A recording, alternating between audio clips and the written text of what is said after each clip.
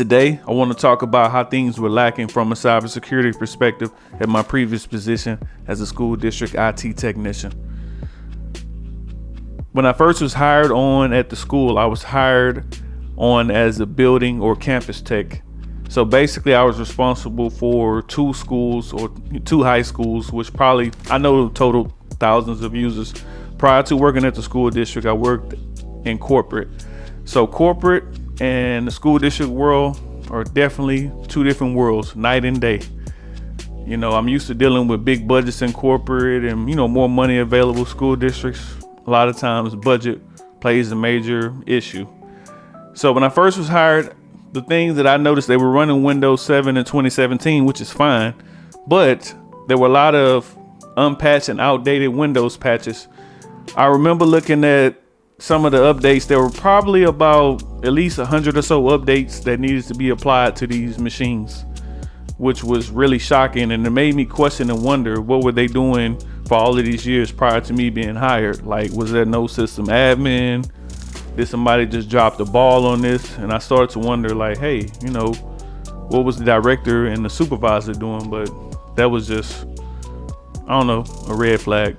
Another thing that I noticed too, antivirus licenses were expired. So since those licenses were expired and the updates, were old and signature updates were old, I experienced a lot of malware infections that I had to clean off users' machines. When you're dealing with outdated software or hardware, it's frustrating because you're in an environment where you're constantly reacting and putting out fires. Instead of being proactive, it was a reactive environment. So like I said, Windows updates expired, antivirus license expired. Another thing that I've noticed too and witnessed, users not locking their computers when they walked away from their desk, leaving personal information on the screens, whether if it's from a student's information or employees' information, they would just walk away from their desk and would not lock their computers. Another thing that I've seen, this is only for the people that handle the financials at the school, but they will leave the safe open with money. And luckily with all these things that I said, that I wasn't, a malicious person or a malicious hacker, because if you wanted to do certain things, the opportunity was there, but that's not the type of person I am. But I kid you not, leaving safes open.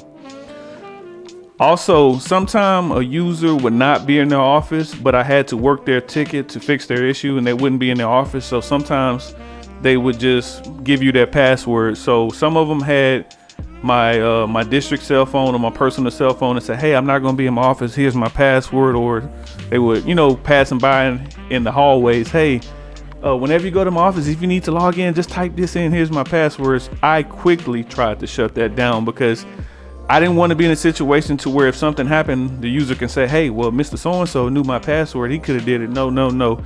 So things were just so bad from a security perspective. I would start doing security awareness, not only security awareness, but IT best habits and best practices in general, because things were so bad. You even had users leaving sticky notes or their login credentials on their computers. So like I said, it was definitely a situation to where I was putting out a lot of fires with outdated and expired licenses on software, malware infections. And coming from a corporate world, we were more proactive. And the school district environment, at least where I was at, was more reactive and firefighting. And to be honest, when you're doing all that firefighting all the time and constantly putting out fires, it burns you out over time, which is a big portion. It wasn't the final reason why I left, but it was a big portion of the reason why I left, because I realized that, putting out fires, you're not going to grow in this opportunity or this company. You're not going to grow. There's no chance to move up. So that's just a little video that I wanted to make for today.